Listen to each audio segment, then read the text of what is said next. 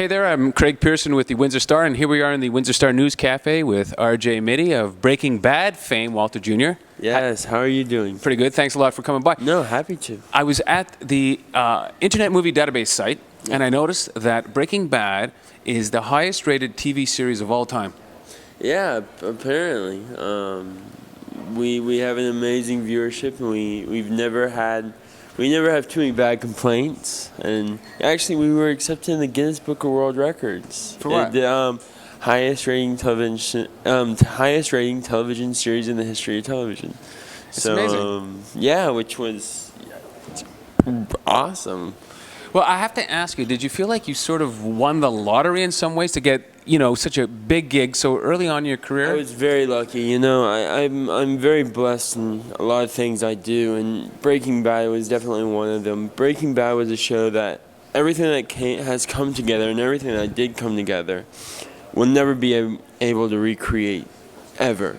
The way that the show has been played out, the way that Vince wrote the show, the way that Brian and Anna and everyone that was a part, and down to the crew, down to our post and pre-production, it was such a unique gathering and collective of people that it cannot be replaced. It cannot be recreated, and it was an honor.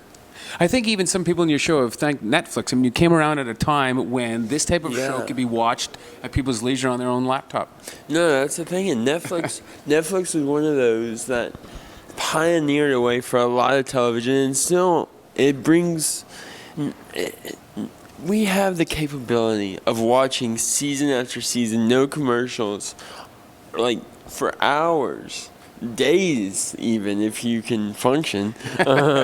It's true, but people do that, and that's what I love about Breaking Bad, is because Breaking Bad was shot, and to me it was shot like a movie. Everything that was laid out in front of you, everything that you saw was flawless. It ran together perfectly. You were watching a full movie.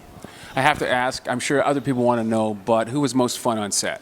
It was an amazing set. It really was. It's one of those sets where you just want to come to work. You just want to keep working. You just want to be what you can be and be the best at what you can be. And working with these people and working with the audience that I got to work with and the people that taught me so much, you really can't replace that. It was like working in a master acting class for 7 years. It really was. And it's weird to see it done, and it's weird to see it over, but it was fun. It was really fun. You're talking about the master acting class. In my mind, because I watched the whole thing beginning to end, I think that you came into your own as a character when you fought your father. Yeah, I think that. Well, a lot of people don't know about that, but it's funny because a lot of people are still now watching the first few episodes and the first few seasons. But I definitely think that was a big turning point for Junior, and that was definitely a big turning point for all the characters, because you watched every character change so much and have this amazing arc, and so much happened to each one of them, except for Junior. And Junior had to take in so much at a short period of time. And I think that was definitely a trick, and I think it came together quite nicely. Who's more fun, Bryan Cranston or Aaron Paul? Yeah, ooh. I never got the pleasure to work with Aaron. Oh, no? No. But Aaron's an amazing guy. I stayed with Aaron for a week, and he was such a good guy and such an amazing dude. And Bryan is, they really are they're so genuine and really talented at what they do. And Bryan and Aaron both, they worked so well together, and they still work so well together. And it was really cool to see how everything transformed for each of their characters and where they are now and where they're going, and it's really amazing. And Bryan's on Broadway right now, and Aaron's in Spain shooting, and they're both so amazingly talented. and it was a pleasure. It really was. I saw that Betsy Brandt had said something about if she could have been in a scene that she wasn't actually cast in, she would have liked to have been at one of Jesse Pinkman's parties. Is there any sort of scene you would have liked to have been in? I would have loved to have been in one of the meth montages. I know that's weird to say, but I would have loved to be in a meth montage. It probably wouldn't have ended very well for Junior if he was in one of those. But the way that they were written and the way that they were shot, and we had an amazing DP, and Michael Slovis was phenomenal. And then it really, the way that they're cut and music and sound, it came together so perfectly that I wish I could have done one, but you never know. You are these days, of course, doing a lot of talking, and Windsor included, on bullying. Yes. Tell me a little bit about your experience. I talk on bullying, and I talk on anti-bullying, and I talk about standing up for what's right, and I talk about standing up for when you are getting involved, when you see something happening, and you see bullying taking place, and right now bullying is a major issue, and no one ever really thought that bullying would become such a major issue, but it really is, because everyone's affected by bullying. Everyone's affected by the outcomes of bullying. So many people deal with so many issues from bullying when they're older, and no one ever thinks about that. And I try to talk to people, and I try to tell people to get involved, and I grew up having a disability kind of made me a target, and I know having a disability does make you a target because people, I know this is weird to say, but people are afraid of what they don't know.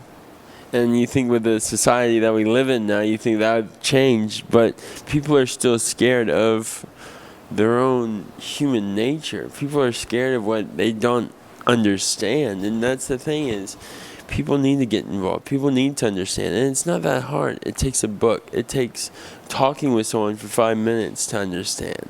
And it's really an act of kindness and generosity. And when I speak, I also try to talk about diversity in the arts and media.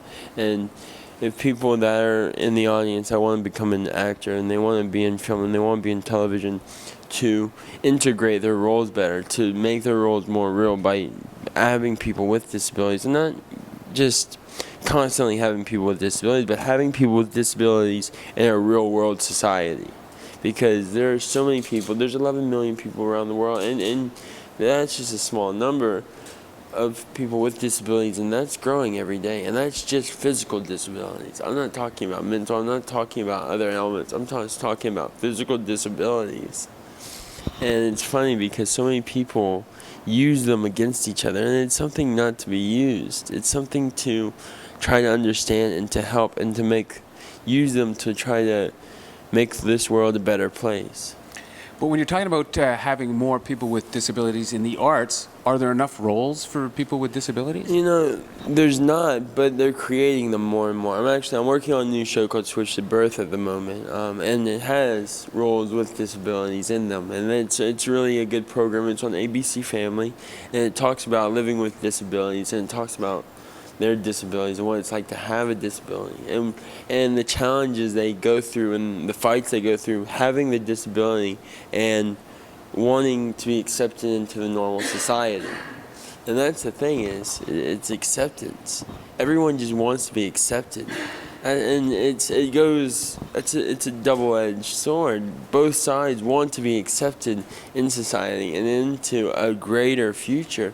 But when they're fighting against each other, that's when it doesn't work. That's when they butt heads. That's when it just, personally, I'm like, what are you thinking? You can do so much more with your life. You can do so much more with the opportunities you're given. And people forget that. People forget that I did not inspire to be an actor. I did not inspire to do any of this. My biggest admiration was to work on a boat. My biggest admiration was to join the military. I had no interest in becoming an actor. I had no interest in learning and trying to hone my own craft. And when this came up and this started to develop, I was able to understand a whole another part of this world.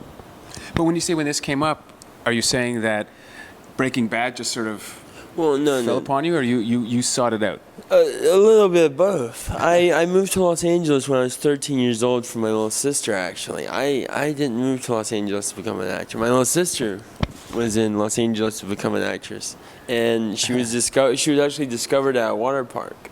And when we moved there, and she was working, the agent saw her and was like, "Oh, well, she's working. Well, what about him?" And I just happened to be in the casting office, and they're like, "Yeah, bring him in." And I auditioned for the agent. I booked the agent, and then I was doing some stuff. I was taking acting classes. I did some work on like Hannah Montana. I was only like I was a regular background extra. Okay. And just like some other stuff to learn how a set works and to see how much work it takes to put into a set. And I did that for a couple of months, and next thing I know, Breaking Bad came along. And I booked Breaking Bad, and I've been working on Breaking Bad for almost 7 years now, and now we're done and moving on to the next thing. But I had no admiration for this. And when I got into it, I fell in love with it. It's one of those jobs when you get into it, it just takes you. Had they heard about you, or your agent's one who said, "We got to go after this"? I auditioned, actually. I auditioned 5 times. 4 times in Los Angeles and 1 time in New Mexico. I was the very last person cast, actually. Really? I was the last person on the set. That was the newest person. I think they were like, "Oh my God, we have to hire someone eventually. This kid, let's throw darts." But no. No, I'm sure they went because of your acting abilities. But the thing is, how many were you going against, you know? Or? Well, I know when we first started auditioning, probably about 100,000, maybe 200,000 disabled, non-disabled actors. Really? Yeah, you have to think, there's about 250,000 actors every day coming to Los Angeles. And that number does not change. That's actually one of the statistics in Los Angeles. So there are 200,000 people that come to Los Angeles every day to become an actor. The odds of me having this opportunity were 1 in a million. It really was. I was very blessed and very lucky to be a part of this show. What's next for you? If there was like sort of an ideal goal for RJ Mitte, what would it be? An ideal goal for me would just to keep working. I like to work. I like to keep my jobs going. I love to travel. I was just at the EMAs. I presented Best Female Vocalist with this very lovely lady, and it was cool. It was really cool. Just my main goal is just to keep on going. That's the thing, is in the business that I'm in and that you're in as well. If you stop, you stop. It's one of those. It's like that's true. It's one of those things. It's once you are done, like, and once you are like, "Oh, I want to take a little bit of a break," then you're like, "Okay, I guess I gotta get back to work." And you're like, "Oh my God, I gotta get back to work." Like a month goes by, 2 months go by. I'm like, "Okay, bills are coming." I'm like, "Oh my God, I haven't paid rent yet." It's one of those things where you're just like, see, the thing is it's no different than anyone else. Yeah. But just a little higher profile, maybe. Just people are like, "Oh, he has bills?" No. But it's funny. It's really funny. But I want to keep working, just staying busy. I'm working on this show. Switched at Birth. They're in their third. Well, this will be their 3rd season, coming soon. I can't think of the date right now. It's the 13th of January, I think. I have some projects here and there I'm working on, and just trying to create my own thing, you know. Cool, just having fun. You dating anybody? Anything like that? No, single. Very single. Ladies, you hear that? Yeah. Very single. But just, it's always something. Yeah, well, thanks. I want to thank you so much for coming to the Windsor Star. Really appreciate it. No, thanks. Thank y'all for having me. I'm happy to be in Windsor. I'm happy to be in Canada. I love the area. I love this environment. It's nice. It's a lot. For some reason, it's a lot more fresher. Like I feel very relaxed when I come up to Canada. Yeah, I think that's the cold Arctic air coming down. Yeah, just a little. But thanks again, RJ Mitte, with yours truly, Craig Pearson, at the Windsor Star News Cafe for the Windsor Star. All right, man. I think that was fantastic. Thanks so much. Happy to be